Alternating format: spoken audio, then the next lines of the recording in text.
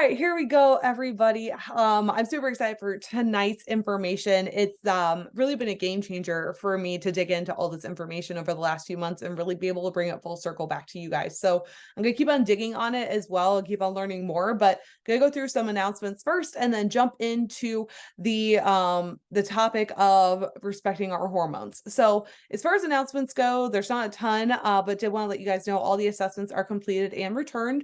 Remember, these are the best way for us to be able to help you each week. So if you're not getting them turned in, you're not going to be able to get that feedback that maybe would help you benefit most each week. So definitely get those turned in, even between challenges, even if it's not perfect. Get them turned in so we can at least help you keep you to your word of staying accountable, of staying active in it, of staying at least somewhat in it in between challenges. Okay.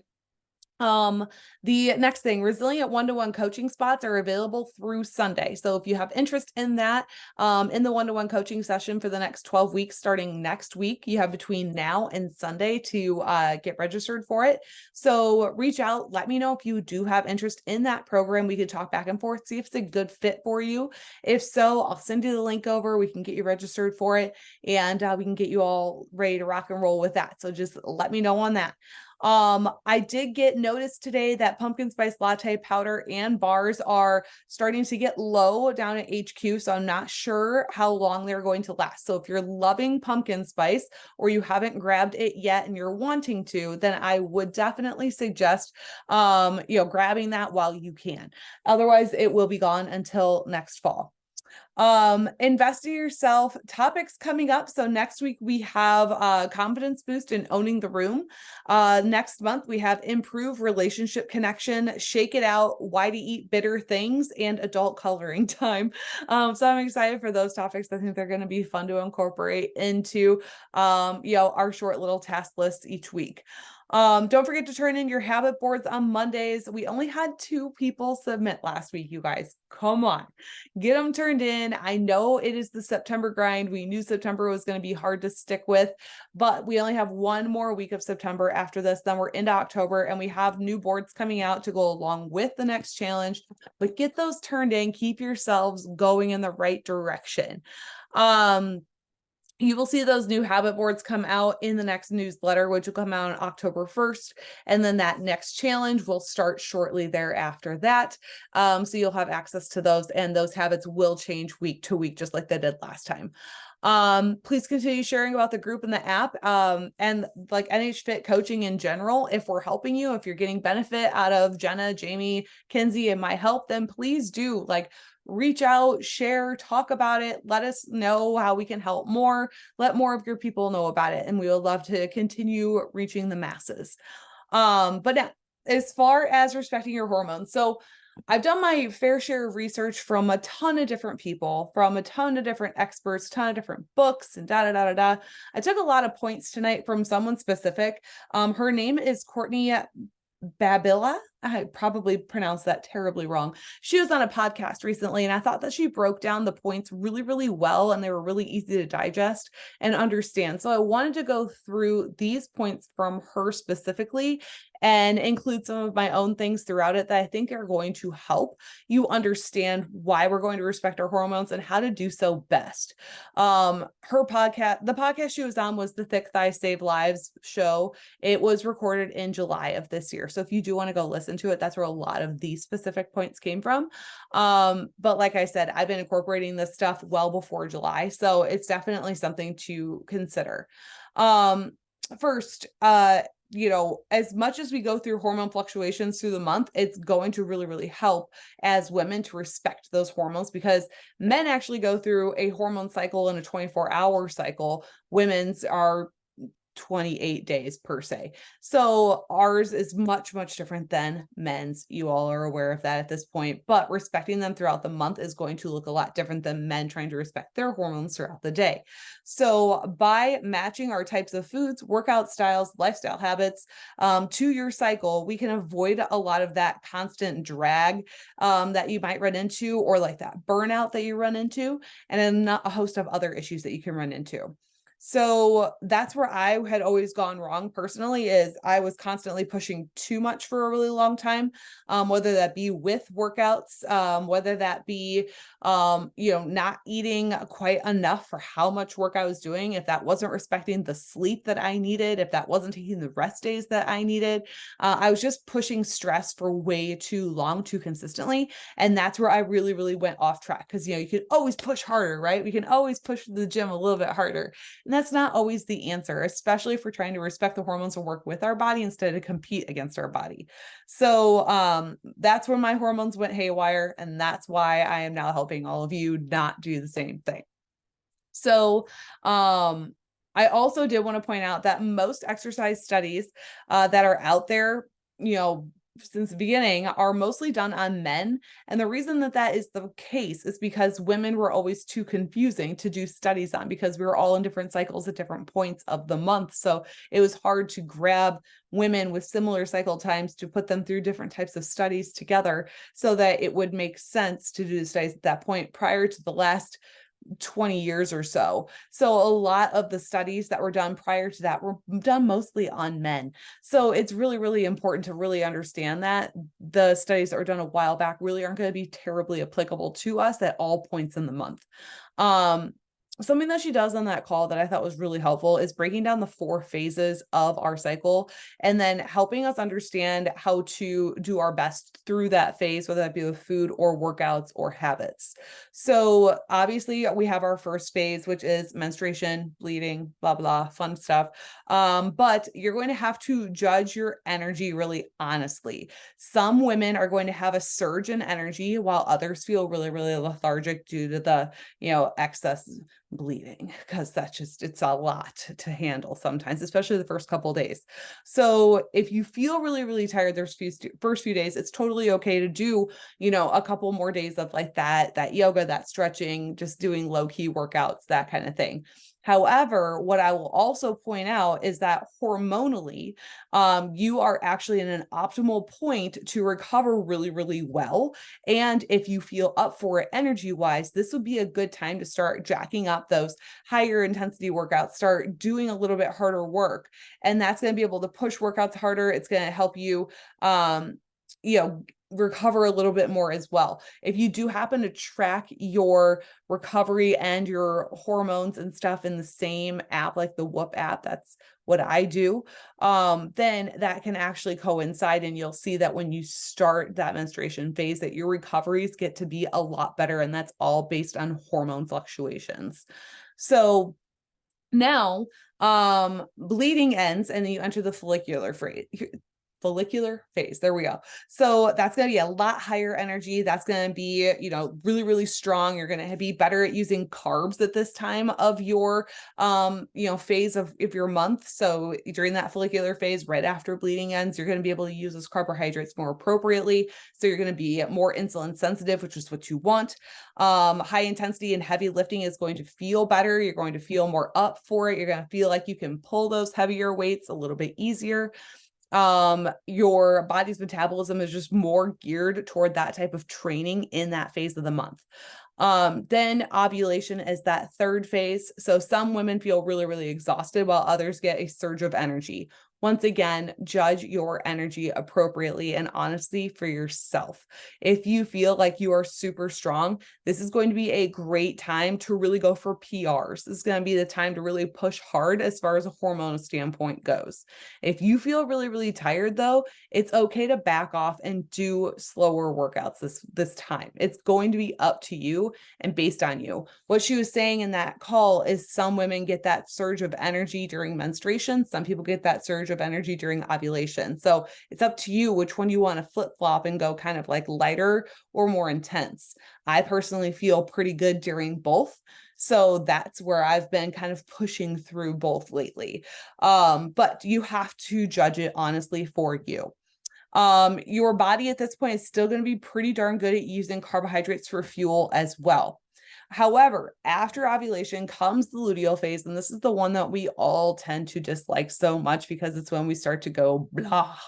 right? And that's when we don't feel so good anymore. So that is when our body is actually going to start using fats better than carbs. So you're going to be a little bit more insulin resistant in this phase. So maybe if you are not necessarily tracking, but if you're looking at different types of foods, this may be the time to take in more nuts, seeds, nut butters than, a lot of high sugary fruits or even like sweet potatoes and things of that nature. Now, if we are going to look at a little bit of junk food here and there, you're going to have your best bet of having some sort of junk food in that follicular phase more so than having it over here in the luteal phase. So just keeping that stuff in mind. I'm not saying that you can't have the things that you want whenever you want them, but if you want to optimize how your body's going to utilize them, that would be the best timing.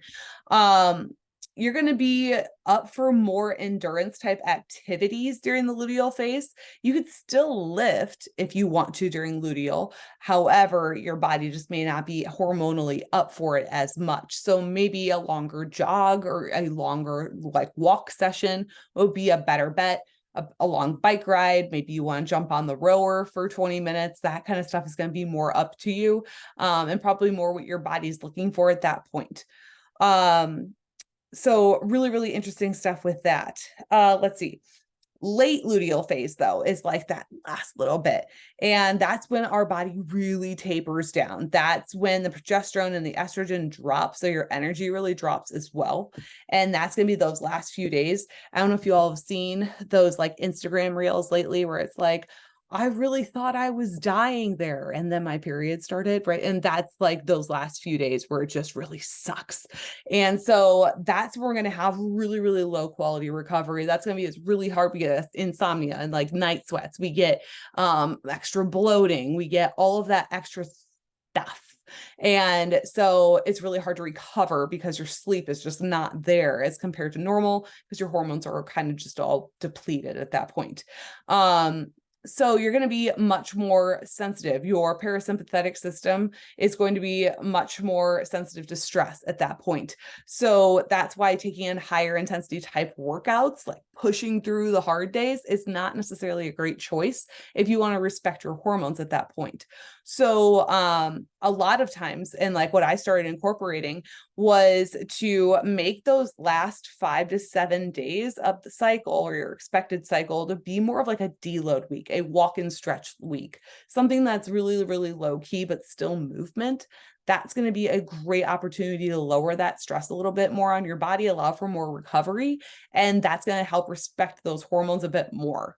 So really is a great way of looking at it. By tapping into the cycle, like this type of cycle plan, it's going to really, really help to improve workouts overall because you're not going to go into all of them burnt out all the time. You're going to be able to reduce body stress when needed a lot more appropriately, improve regularity of periods. That's a big one. Improve gut health because your hormones are only as healthy as your gut is. So that's a really big, important piece. Reduces that burnout, reduces the chance of injury, and then it's also going to reduce the extremes of PMS symptoms. So we'll go through what my stuff was here in a minute, but a lot of women really, really struggle with a lot of those PMS symptoms getting really, really, really bad, and then they get even worse. And if we start to respect our hormones and kind of taper off at the end a little bit, give ourselves a couple days of grace there at the end, that can really help to reduce the extremes of those PMS symptoms from month to month. A couple of little like tidbits. So the follicular phase is going to be, that's like the very beginning where we're feeling strong, right? That's going to be where we use more carbs and we optimize them better. So just a little like recover on that one. Luteal phase, we're going to be better at using fats and optimizing them instead. So be more mindful of this to get protein in through the day and post-workout in that luteal phase. And here's the reason, and it was really interesting, and I didn't know it before this actual specific call, but the body is working to build up the uterine lining. So to help optimize muscle build, your body's already in like a building up state, right? So if we can optimize that anabolic building state that it's already going through for your uterine lining, if you take in more protein at that time or hit your protein goal every day like you're supposed to, and especially in that post-workout setting, so if you are doing lighter lifts that week or anything like that, it's going to be very, very helpful to take in that protein to help actually build up more muscle tissue at that point as well. Super cool. Didn't know that was a thing. You're going to be much more insulin resistant, and you're going to have trouble managing blood sugar during the luteal phase. So that means that if you happen to have that cookie, have the donut, have the ice cream, have the junk that sometimes we crave during that luteal phase, it's going to much more likely get stored as body fat, because your body goes through much bigger crashes and surges with blood sugar control during that phase, because you're just not able to control it as well with the hormones that you have available. So if you can manage to help yourself not have that junk at that time, it's going to help you a ton. Other things to keep in mind that I also didn't know but started incorporating here recently: lowering caffeine during that luteal phase is going to help lower the stress and cortisol. Okay, so as I've told you guys before, caffeine is a fight or flight response, right? So it's going to increase cortisol, it's going to increase stress. So that's why if we have caffeine all throughout the day, all day, that's how we're always like, alarm, alarm, alarm, right? But if we lower that and we only have like a little bit of caffeine, maybe just like 1 cup of coffee or 1 scoop of megawatt, whatever it is, instead of throughout the day, that can actually help a lot to lower that stress and overall body stress, especially in that week. So if you do want to have it as well, another suggestion that they had was to eat it, or was to have your caffeine with a meal instead of on an empty stomach. So that can actually be slowing down that reaction as well, which would be really helpful. Always pair carbs with protein to help manage blood sugars better too. This is going to go no matter what, no matter when, it doesn't matter what part of the month, but especially in the luteal phase, if you're going to have that ice cream, you're going to have that donut, make sure you're having it with a good source of protein next to it to help balance out that blood sugar control a little bit better. During the late luteal phase. So this is super interesting. During the late luteal phase, so those last few days where we really go, right? The GI system can massively slow down. And if you are not excreting, so going to the bathroom, your used or excess estrogens through regular bowel movements, then what can happen is your body will actually reabsorb and recirculate that estrogen back into your bloodstream. And then we have way too much estrogen in our bloodstream. And that can lead to some estrogen dominance in like extreme cases, but it can also lead to making PMS a ton worse, right? So this was something that I was going through a lot when I get towards like that point. When I get towards that point for like where I was supposed to have that last few days, it would last like 3 weeks and it would continuously get worse and worse and worse. And that's why I was so flippin' suffering, because it was just terrible. But my body was struggling to get rid of it, and then it would reabsorb it, and then would put more into my system. And I was just, my PMS symptoms just kept on growing.